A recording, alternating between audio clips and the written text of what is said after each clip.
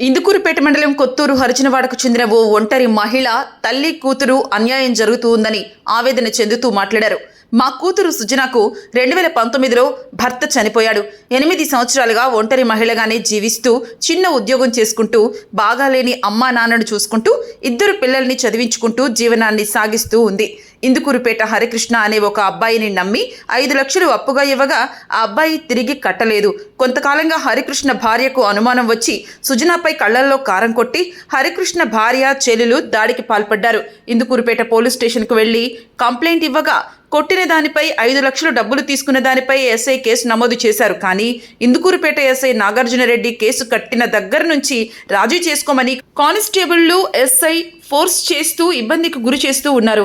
అలాగే నెల రోజులు గడిచిపోయి విచారణ చేసి కోర్టు కేసు నమోదు చేయాల్సిన సమయంలో కానిస్టేబుళ్లు ఎస్ఐ నాగార్జునరెడ్డి రాజీకి రమ్మని ఇబ్బందికి గురి చేస్తూ నాకు ఇబ్బంది కలిగించారు. నేను ఒప్పుకోలేదు. నాకు తెలియకుండా అందులో కానిస్టేబుళ్లు ఎస్ఐ నాగార్జునరెడ్డి అవినీతికి అమ్ముడుపోయి హరికృష్ణ చెల్లెలు గౌతమి అమ్మాయి పేరును తొలగించారు. ఎస్ఐ నాగార్జునరెడ్డి గౌతమి పేరును తొలగించే దాంట్లో ఉన్న ఇంట్రెస్ట్ హరికృష్ణ నాకు 5 లక్షల డబ్బులు ఇవ్వాల్సిన దాంట్లో చేయొచ్చు కదా, ఏ రోజైనా నాకు డబ్బులు ఇప్పిస్తారని. కానీ కానిస్టేబుల్ గాని ప్రయత్నం చేశారా? చేయకపోగా అన్యాయం వైపే మొగ్గు చూపారని. టీడీపీ ప్రభుత్వంలో వైసీపీ వాళ్లకు మాత్రమే న్యాయం జరుగుతుందా? ఎస్ఐ నాగార్జునరెడ్డి నిజాయితీ అయితే కేసులో గౌతమి పేరు నమోదు చేసి హరికృష్ణ అనే వ్యక్తి దగ్గర నాకు 5 లక్షల రూపాయలు డబ్బులు రావాలి, ఇప్పియమని ఎస్ఐ నాగార్జునరెడ్డిని అడుగుతూ ఉన్నాము. అమ్మాయికి భర్త చనిపోయాడు, 7 సంవత్సరాలైంది. పిల్లకాయలు చూసుకుంటుంటే అమ్మాయి చిన్న ఉద్యోగం చేసుకుని బతుకుతుంది. అమ్మాయికి మేము ఆదరవుగా డబ్బులు ఇస్తే ఆ డబ్బులు ఎవరికి ఎత్తి వాళ్ళకి ఇచ్చింది ఇందుకూరుపేట వాళ్ళకి. వాళ్ళు డబ్బులు తీసుకొని డబ్బులు అడిగితే లేకొచ్చి నాన్న డబ్బులు చేసుకుని మేము కేసు పెట్టాం సార్. కేసు పెడితే రాసి కొన్ని రోజుల తర్వాత పోయి అడిగితే వాళ్ళ పేర్లే లేవు సార్. అక్కడ పేర్లన్నీ తీసేసి కేసే లేకుండా చేసేసారు. మా డబ్బులు మాకు ఇచ్చేయండి సార్. మీరు ఎలాసే తీసుకు 5 లక్షలు సార్.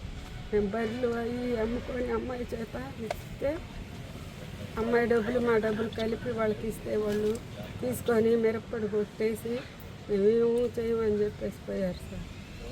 అది కూడా పిల్లకాయలు కూడా ఉన్నారు సార్. రోజు అటు పోయి అడిగితే అమ్మాయి పేరు కూడా లేకుండా తీసేసి పట్టించుకోవటం లేదు సార్ ఎస్ఐ గారు. ఆయనకి ఎవరన్నా ఒత్తిడి ఉందో మాకు తెలీదు, లేకపోతే ఏమన్నా లంచాలు తీసుకున్నారో తెలీదు. మా అమ్మాయికి న్యాయం చేయాలి సార్. భర్త కూడా లేదు, 2 మా పిల్లకాయలు దాక్కుంటుంది. అది సార్ మాకు న్యాయం కావాలా. మాకు చెప్పలేదు సార్, మాకు తెలియదు అసలు. తర్వాత ఏంది గమ్ముకుండారని చెప్పి పోయి కనుక్కుంటే వేరే లేదు. వాళ్ళు ఇష్ట ప్రకారం తీసేశారు సార్. మాకు చెప్పకుండానే తీశారు. మమ్మల్ని అడగాలి కదా సార్ తీసేయాలా వద్దా అని. పెళ్ళి కాని అమ్మాయి అయితే ఎట్టొచ్చి కొట్టింది సార్ ఆ రోజు. అది సార్ మా డబ్బులు మాకు ఇప్పించండి, న్యాయం చేయండి. అమ్మాయికి భర్త లేనిది అది సార్.